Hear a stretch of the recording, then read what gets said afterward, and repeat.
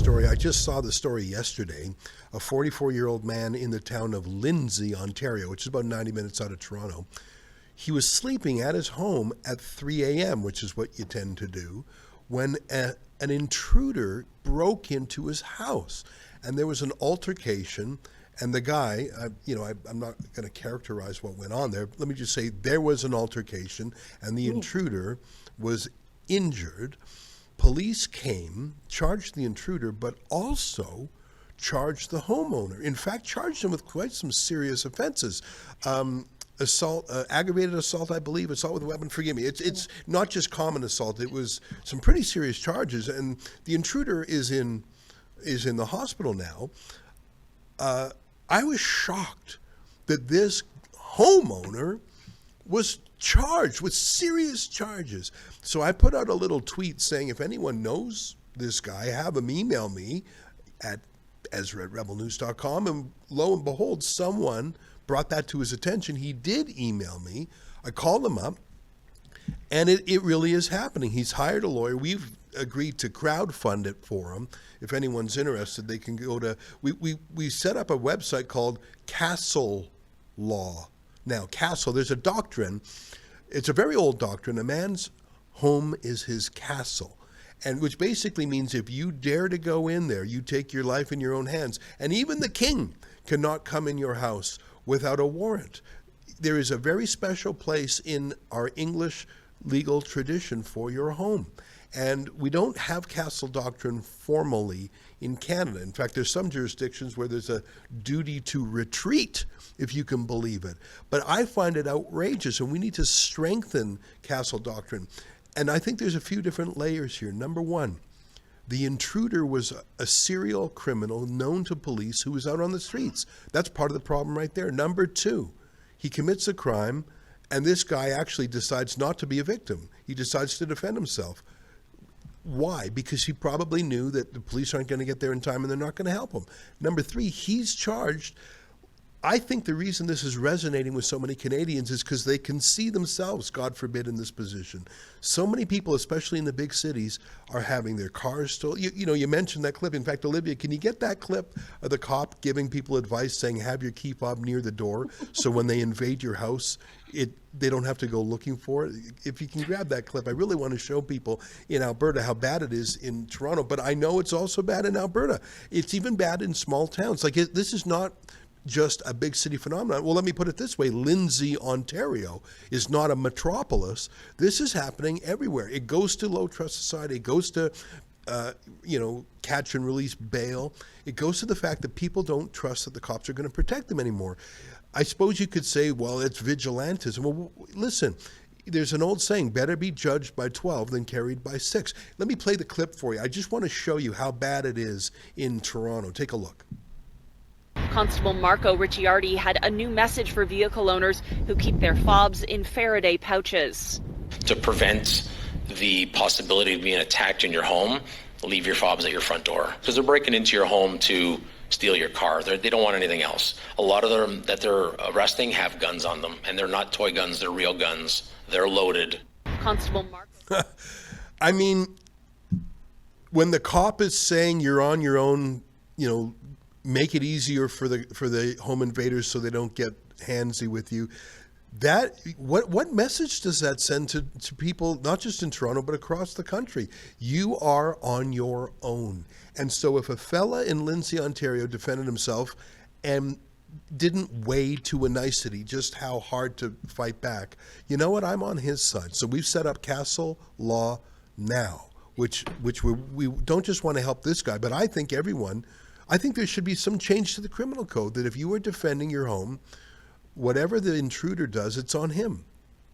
Yeah, Derek, I 100% agree. I mean, I live in semi-rural Alberta, not completely rural, but we have a large percentage of our population that's rural. And the police are, people say call the police. If I call the police here, it's going to be 20 minutes before they show up, if that. So, and I want to say this, we don't have castle laws in Canada, but I'd say Alberta is pretty close to there, right? We've actually had quite a few similar cases, and the judges have thrown him out of court and said, no, you're allowed to defend your property. So not your property, you're allowed to defend yourself when somebody's in your house. So we've had a few landmark cases in Alberta, and that sets a precedent. But I support a Castle law. I'd sure like to see it as a formal law, that if you're in my house, my driveway maybe not, but if you set foot in my house, expect some resistance.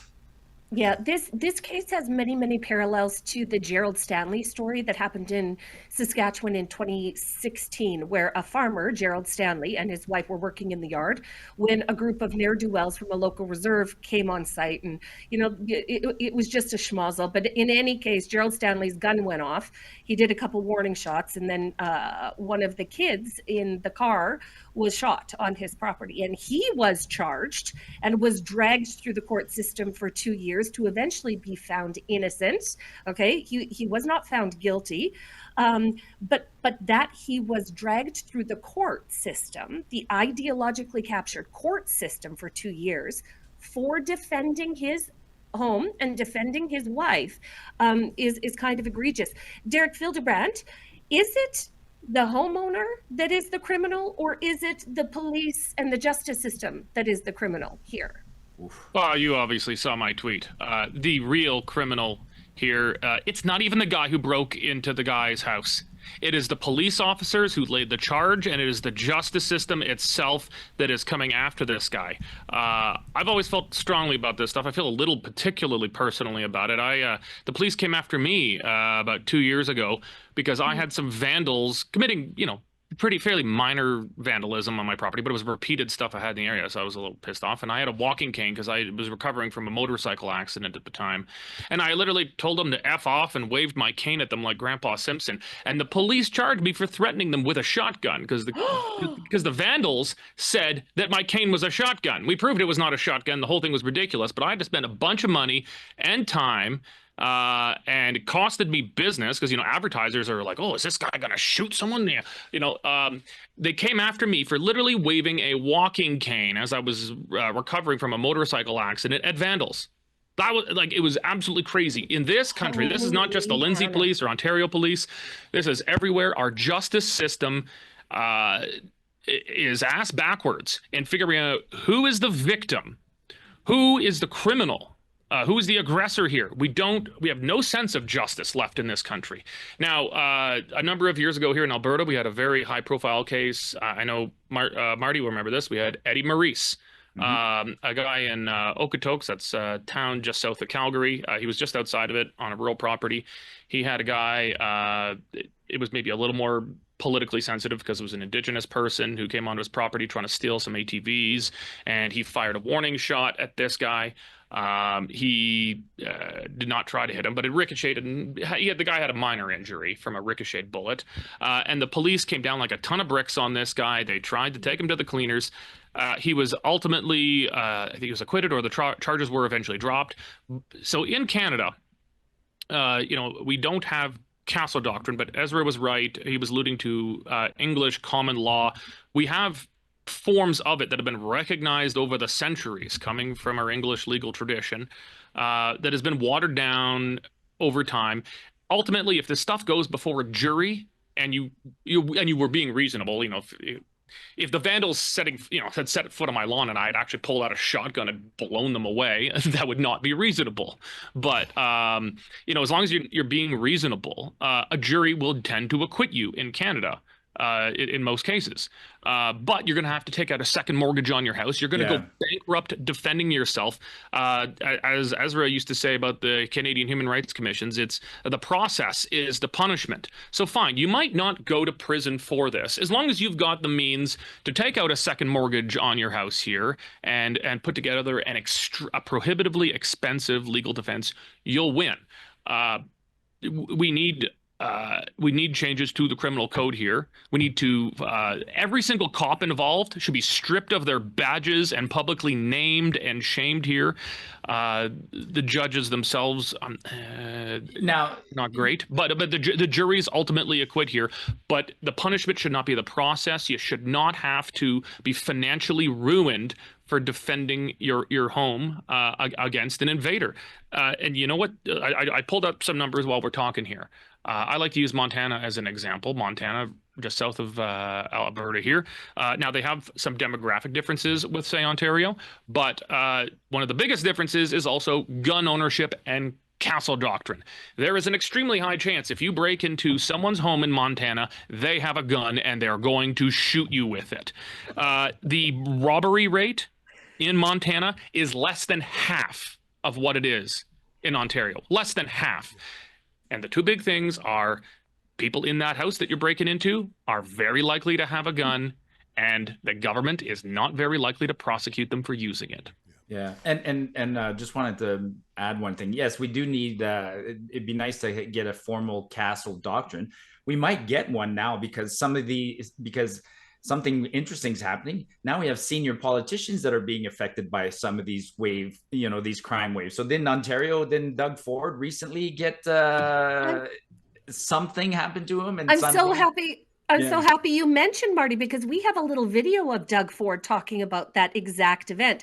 Doug Ford with a personal police detail, okay, had something happen to him, and we're just going to watch what he said about that. I'm not sure if we got that teed up, but I can hear. Sorry. He's talking. Sorry, we're going to watch Doug Ford speak out against the Lindsay man who was charged. There's two clips, and I do want to show that first one, Lise, which is someone tried to steal a car right off of Doug Ford's own property. Doug Ford's the Premier of Ontario, and he happens to have a police car station nearby, so they caught him pretty quick. But that shows how pervasive it is, the Premier himself. But Sure. Of course, not all of us have that police car at our property. So that Doug Ford a few weeks ago was complaining about it, but he, of course, has protections we don't. But today, all the chutzpah, I think this is the clip that you're referring to. Well, Yeah. Can we play both, Olivia? Do we have both handy? Let's start with the one. So, Lise, you're exactly right to remember when Doug Ford himself was nearly robbed. Here he is talking about how bizarre that was, and he was only stopped because he's got cops stationed there. Take a quick look at this one. He should get a medal for standing up. It's like down in the U.S., we should have the castle law. Did you hear about the guy that these thugs came up, ready to steal his car? They're all in their masks and everything. So I guess he was a hunter or something. He shot up in the air. I don't recommend that, by the way. But he gets charged. I got to find out this guy's name and number, and I'm going to hold a fundraiser for lawyer fees for him. He should get a medal for standing up. It's like down in the U.S., we should have the castle law. And I know any of these people here, if someone breaks in your house and they're coming after your kids and you're coming after your spouse, you're going to fight like you've never fought before. You're going to use anything that you have, be it weapons, baseball bats, knives. You're protecting your family. These thugs shouldn't be coming in there. That's not even the clip I had in mind, but let me just tell you, he's a wicked liar, because who do you think the prosecutor is of Jeremy Thank you. McDonald? And so can you play the new, that's a great clip, and we should circulate that one widely, you guys, because that's, what he said there should be played by Jeremy McDonald if his matter goes to trial. But we just did a clip, Rebel News just clipped it. Here's Doug Ford moments ago talking about the latest case as if he's some passive third-party observer, as opposed to the guy who's prosecuting him. Here, take a look. Did everyone hear about the story in Lindsay? So this criminal that's wanted by the police breaks into this guy's house. This guy gives him a beating, and this guy gets charged. And the other guy gets charged. But, something is broken. I know if someone breaks into my house or someone else's, you're going to fight for your life. This guy has a weapon. You're going to use any force you possibly can to protect your family. I'm telling you, I know everyone would. I'd be scared to break into Kevon's house. Look at this. He's like a linebacker. He'd beat the living crap out of the guy. And you'd prosecute him. And you would prosecute him, you liar. Because the hypocrisy is unreal, eh? Violence and breaking into people's homes, putting guns to their heads. And guess what? some bleeding heart judge. Little Johnny. It's not the he judge didn't who's have a good prosecuting him, upbringing. bucko. So we're going to let him out on bail 5 more times because he's on his 5th, being let out on bail 5 times just to go do the same thing the next day. I'll tell you one thing. I get more calls than anyone in the country. People are done with this. Well, you're They're not. You're absolutely prosecuting done. Jeremy They're McDonald. finished. You should you're be the able to premier of the protect your province. family. Change the rules When and fix someone's the going in there problem, to Doug. harm your family and your kids. Well, You should okay, use all resources you possibly can to protect your family. And maybe these criminals will think twice about breaking into someone's home. Liar, liar. Okay, boys, have at it. Have Can at I, this. if I can get in here, I really hate the role I'm going to play for myself here. I am not a defender of Doug Ford. Doug Ford is taking that position probably because he has a good sense of what's popular. He does what he thinks is popular, and I think to the average person, you don't have to have any great understanding of castle doctrine. What's happened is ridiculous. Everyone understands who the real victim and the real criminal is here, so that he's on the right side speaking there. But the criminal, God, I don't want to defend Doug Ford, but I'm gonna have to semi-do it here. You have to forgive me, everyone watching, forgive me. But the Criminal Code of Canada is federal law. That's not provincial. It's not like in the States. In the States, the states have a large latitude in matters of criminal law. Now, the appointment of the prosecutors, that is provincial. The appointment of at least the lower court judges, that is provincial. And the police force itself, that is municipal.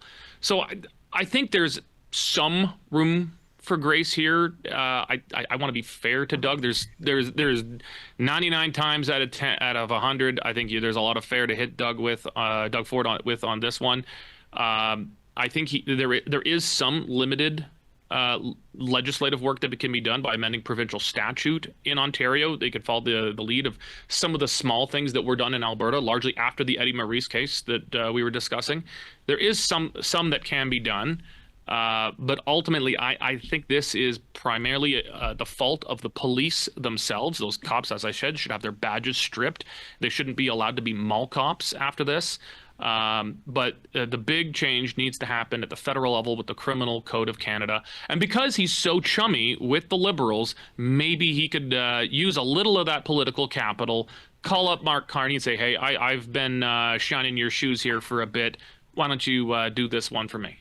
I'm so happy he brought up his relationship with the federal government, Derek, because he has sleepovers with the actual prime minister. And, if there's a good time to mention to the prime minister that we need to reform some of these laws, it's then. But Marty, so Derek, I like what you're saying. So you're kind of referring to the fact that cops are no longer using their discretion, right? I mean, if I beat up a guy on my property, a cop could show up at my house and look and go, yeah, that guy's in trouble, and drag them back to the jail and leave me alone. Well, no, I think it's cops always have to use discretion. They're just using their discretion extremely poorly. They're charging the wrong people. When vandals attack my vandals damage things on my property, they charge the guy who tells them to pee off or F off and waves a cane. When this guy breaks into someone's home and the guy defends his home, they charge the guy who defended his home. Right. Both are using discretion. They're just using it in an appallingly terrible way. So the fault is the police here, and the fault is perhaps, we don't know enough about it yet, the prosecutors who are provincially appointed, perhaps some fault there, because they can decide not to go forward with prosecution. The decision of whether to lay charges is mostly in the hands of the police. Sometimes they'll consult with the prosecutors. I'm not sure if that was done in this case or not, but the prosecutors have a decision to make now if this is appropriate to go forward. But the big one, if we're going to prevent this going forward, the Criminal Code of Canada needs to be changed. When you enter someone's home with the intention of committing a criminal act, you have surrendered your right to the protection of the state. Your life now belongs to the man and woman who owns that home.